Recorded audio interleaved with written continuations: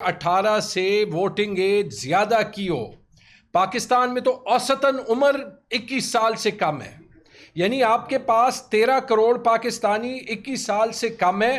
تقریباً 27-28 کروڑ جو ہے تقریباً 17-18 کروڑ پاکستانی جو ہے وہ 25 سال سے کم ہوگا. تو بیسکلی وہ ان کا پاکستان میں کوئی حق نہیں. اب ووٹنگ ایج بڑھانا یہ اسی لیے ہو رہے ہیں کہ اس حکومت کی اور اس حکومت کی پرفارمنس کی کوئی ایکسیپٹیبلٹی نہیں ہے. جی یہ اکانومی پہ 2-3 ایشوز ٹچ کرنے سے پہلے میں آپ کو تھوڑا سا ثبوت دینا چاہتا ہوں کہ کس قسم کے بھونڈے فیصلے ہو رہے ہیں اور کس طریقے سے جو ہے ان کی سیل ہو رہی ہے آپ پہ کہ یہ کوئی بڑے زبردست فیصلے ہیں کہ جیسے ووٹنگ ایج جو ہے جی وہ 25 کرنی ہے کیونکہ ایم این اے بھی 25 کی عمر میں بنتا ہے. مطلب یہ کمال کی بات ہے. مطلب کہ صدر کے لیے 40 سال کی میرے خیال میں عمر جو ہے وہ منیمم ہے. مطلب کہ پھر کوئی ایم این اے جس کی 40 سال سے کم عمر ہو وہ صدر کو ووٹ ہی نہ دے. ٹھیک ہے جی. سلمان صاحب نے کہا, میں یہ پوائنٹ جو ہے وہ ریٹریٹ کرنا چاہتا ہوں, دنیا میں کوئی ملک نہیں ہے آج جہاں پہ 18 سے ووٹنگ ایج زیادہ کی ہو. پاکستان میں تو اوسطاً عمر 21 سال سے کم ہے.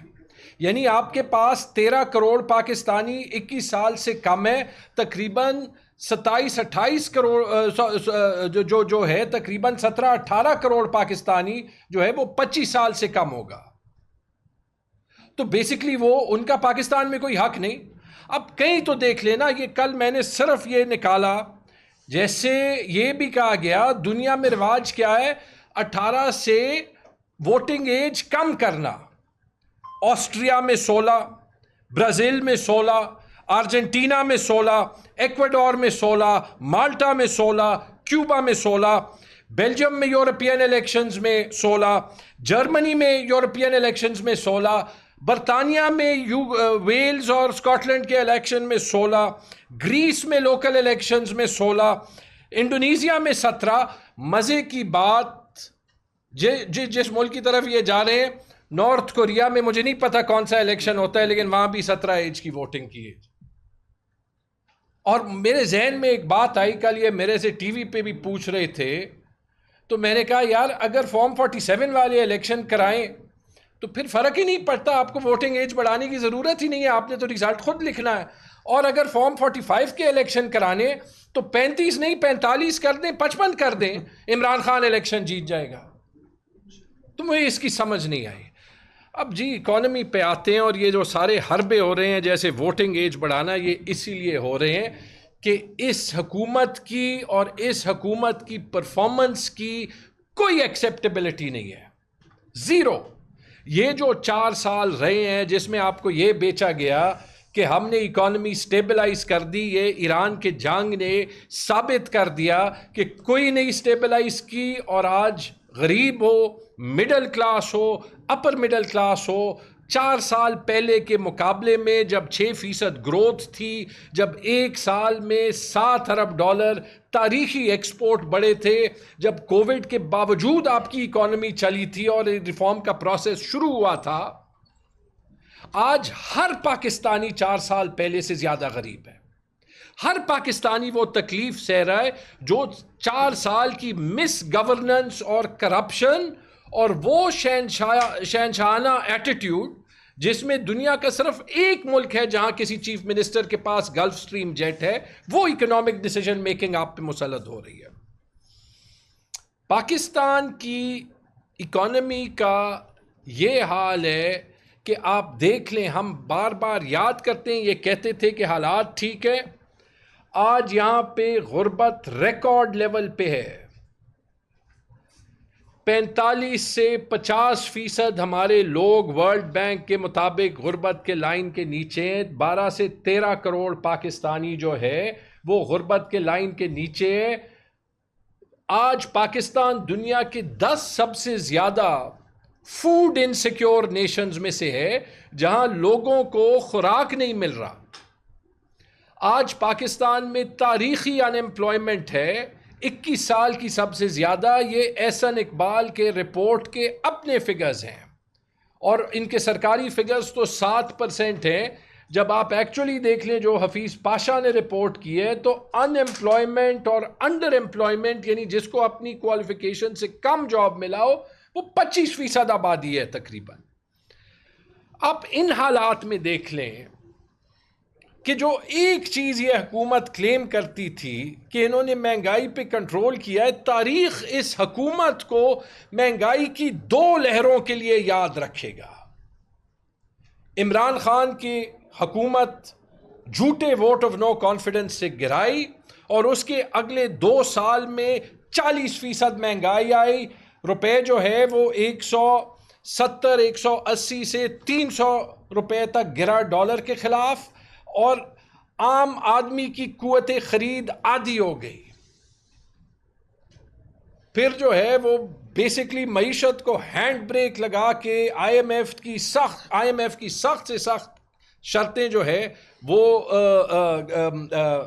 مان کے، بغیر کسی پلان کے، بغیر کسی ویژن کے، جب آپ نے ان کا نسخہ جو ہے وہ صرف اس لیے مانا کیونکہ آپ کو ان کی سپورٹ کی ضرورت تھی، کیونکہ آپ کو پتہ تھا کہ آپ کی حکومت جو ہے وہ ناجائز ہے، تو آپ نے جو ہے وہ غریب کو اور تکلیف میں ڈالا. اور جب ایران کی جنگ آئی تو آپ نے دیکھ لیا کہ حالت کیا تھی. ہندوستان میں پچھلے ہفتے تک پیٹرول کی قیمت زیادہ ہی نہیں ہوئی تھی. دلی میں پچھلے ہفتے تک پیٹرول کی قیمت پاکستانی روپے میں 278 روپے تھی، اور 4 سال بعد انہوں نے 3 یا 4 روپے زیادہ کی ہے. بنگلہ دیش میں انقلاب آ گیا، اس کے باوجود ایک بار انہوں نے پیٹرول کی قیمت اس جنگ میں زیادہ کی ہے، اور آج بھی ڈھاکہ میں پیٹرول جو ہے وہ 320 روپے فی لیٹر سے کم پہ ملتا ہے. یہاں پہ پیٹرول کی قیمت ایک دن میں 140 روپے بڑھا کے جب 415 سے 410 روپے پہ کرتے ہیں تو کہتے ہیں یہ شہباز شریف کا آپ کے لیے تحفہ ہے. اور خود کہتے ہیں کہ کیونکہ ان کے پاس ابھی چھپانے کا کچھ نہیں ہے، وہ پیٹرول کی قیمت اس لیے نہیں بڑھ رہی کہ عالمی منڈی میں پیٹرول کی قیمتیں بڑھی ہیں، اس لیے بڑھ رہی ہے کہ اس مشکل حالات میں حکومت جو ہے وہ پیٹرول پہ لیوی زیادہ کرتی ہے. آج آپ لیوی جو ہے وہ پیٹرول پہ 100 روپے سے زیادہ دے رہے ہیں، اس کے اوپر 25 روپے کسٹم ڈیوٹی دے رہے ہیں، اس کے اوپر 2.5 روپے آپ کاربن ٹیکس دے رہے ہیں. اس لیے آپ 410 روپے میں پیٹرول آج لے رہے ہیں، کیونکہ 4 سال میں اس حکومت نے قرضوں لینے کے علاوہ اور جو لوگ ٹیکس دے رہے ہیں ان پہ مزید ٹیکس لگانے کے علاوہ اس معیشت میں کچھ نہیں کیا. جس کی تنخواہ سے ٹیکس کٹ رہا ہے وہ یہ سارا کچھ دیکھ سکتا ہے، اور یہ پیٹرول پہ ٹیکس لگا کے، وہ ٹیکس جو دنیا کے کسی ملک میں نہیں ہے، ہر ملک کوشش کر رہا ہے کہ اپنے عوام کو شیلڈ کرے. یہاں پہ یہ فارم 47 کی حکومت، آپ نے خود دیکھ لیا کہ پچھلے ہفتے انہوں نے پیٹرول پہ 15 روپے ٹیکس زیادہ کر دیا. یہ ہر پاکستانی پہ ٹیکس ہے، اور خود کہتے ہیں، میں حیران ہوں احسن اقبال سے لے کے ان کے اور منسٹرز، کہ ہم اس لیے کہہ رہے ہیں کہ عوام ٹیکس نہیں دے رہی، عوام کا قصور ہے. وہ مقصود چپڑاسی والی کہانیاں کہاں گئیں کہ ٹیکس مینجمنٹ ٹھیک ہے. شہباز شریف نے کون سا گناہ کیا ہے اگر 16 ارب روپے مقصود چپڑاسی کے اکاؤنٹ میں آ گئے؟ ان کا قصور نہیں ہے، لیکن عوام کا قصور ہے. یہ آپ پیٹرول ڈیزل پہ دیکھ رہے ہیں، یہ آپ بجلی کی قیمتوں پہ دیکھ رہے ہیں، جو آپ کو یہاں اسلام آباد میں محسوس نہیں ہوتا کہ ہمیں پشاور میں، ہمیں خیبر پختونخوا میں، ہمیں بلوچستان پہ کہا جاتا ہے کہ آپ جی اپنا بجلی کا بل دے رہے ہیں لیکن آپ کے گرد و نواح میں لوگ بل نہیں دے رہے اور ہم ان سے لے نہیں سکتے، اس کی سزا آپ کو ملے گی 18 20 گھنٹے لوڈ شیڈنگ. حل کوئی نہیں ہے، فیلئر حکومت نہیں مان رہی. یہ دنیا کا واحد ملک ہوگا جہاں پہ بجلی نہیں ہے.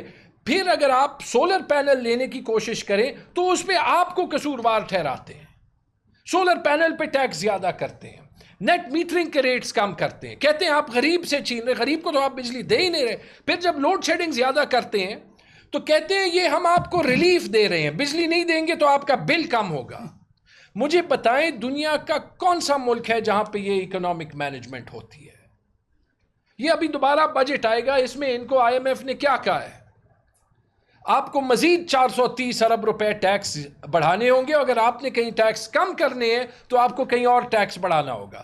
مطلب آئی ایم ایف کو ان پہ کوئی بھروسہ نہیں ہے کہ یہ اپنے پلانز کو امپلیمنٹ کر سکتے ہیں، اس لیے وہ ایک ایک روپے کا حساب مانگتے ہیں۔ دنیا کا کوئی آئی ایم ایف پروگرام نہیں ہے جہاں پہ آئی ایم ایف بجٹ سے پہلے آ کے یہاں پہ بیٹھ جاتی ہے کہ ہمیں ایک ایک نمبر دکھاؤ۔ آپ فارم 47 کی ریزلٹس لائیں گے تو پھر لوگ تو یہ سمجھیں گے نا کہ آپ ہر نمبر بنانے میں ہیرا پھیری کرتے ہیں۔ یہ جی آپ دیکھ لیں مہنگائی کا نظام، اور آپ یہی دیکھ لیں، مجھے کل کوئی کہہ رہا تھا اور یہ بات ٹھیک ہے کہ یہاں پہ پچھلے سال بھی اور اگلے سال بھی یہ ریکارڈ ٹیکس کلیکٹ کریں گے۔ سوال یہ ہے کہ یہ ٹیکس کا پیسہ جا کہاں پہ رہا ہے؟ آپ 4 سال میں ان کا ریکارڈ دیکھ لیں، ٹیکس کا نیٹ نہیں بڑھا۔ ٹیکس کا نیٹ بڑا ہوتا، حکومت کے پاس پیسے زیادہ ہوتے، آپ پیٹرول پہ 160 روپے ٹیکس نہیں دیکھتے۔ آپ یہ دیکھ لیں تنخواہ دار طبقے پہ ریکارڈ ٹیکس 35% اور پھر 10% سر چارج۔ جو نان سیلری ہے اس پہ 45%، 10% سر چارج۔ جو کمپنیاں ٹیکس دے رہی ہیں، ٹیکس دینے کے گناہ پہ ان پہ 29% سپر ٹیکس لگا دیا اور پھر اس سے بھی زیادہ۔ جن لوگوں کے پلاٹس ہیں، پلاٹس پہ وہ کہہ رہے ہیں، ابھی جو کانسٹیٹیوشنل کورٹ نے فیصلہ دیا ہے کہ اگر آپ کا خالی پلاٹ ہے اس پہ رینٹ بھی ہم لگائیں گے اور ہم یہ مانیں گے کہ آپ نے یہ رینٹ کیا اور اس پہ ٹیکس بھی ہم طے کریں گے۔ یہ اس قسم کی پالیسیاں بن رہی تھی۔ جن بے وقوفوں نے پاکستان سے باہر اپنی انکم جو ہے وہ ظاہر کی، اس پہ 1% ٹیکس لگا دیا، سولر پینلز پہ لگا دیا، پرانے موبائل فونز پہ لگا دیا۔ یعنی پرانے موبائل فونز کون لے گا؟ آئی فون والا تو آئی فون لے لے گا، لیکن جو سیکنڈ ہینڈ موبائل فون کون لے گا؟ وہ مڈل کلاس پاکستانی ہے جس کو آپ کو موقع دینا چاہیے۔ آپ نے پیٹرول پہ بجلی کا بل اٹھائیں، 15 قسم کے ٹیکس ہیں۔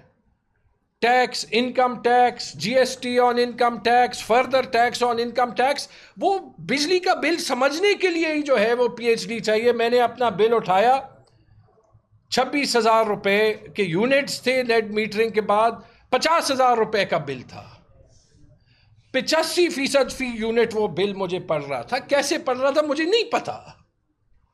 ایک یہاں اسلام آباد میں نے دیکھا جو ایک مطلب چھوڑ دیں اس ٹائپ کی چیزیں، لیکن یہ جو ہے وہ حالات ہیں ٹیکسز کے۔ یہ پیسہ جا کہاں پہ رہا ہے؟ یہ 15,000 ارب روپے جا کہاں پہ رہے ہیں؟ اگر آپ کے پاس پیٹرول پہ ٹیکس کم کرنے کی گنجائش نہیں ہے تو کیا یہ صرف وزیر اعظم ہاؤس کا خرچہ، سینٹ چیئرمین کی لینڈ کروزروں کا خرچہ، مریم نواز کے گلف سٹریم جیٹ کا خرچہ، سارے پارلیمنٹس کا خرچہ، یہ یہاں پہ جا رہا ہے؟ آپ کیسے یہ جسٹیفائی کریں گے عام پاکستانی کو کہ جب آپ ان سے ٹیکس لے رہے ہیں وہ پیسہ ان پہ لگ رہا ہے؟ کیا یہ 25 کروڑ عوام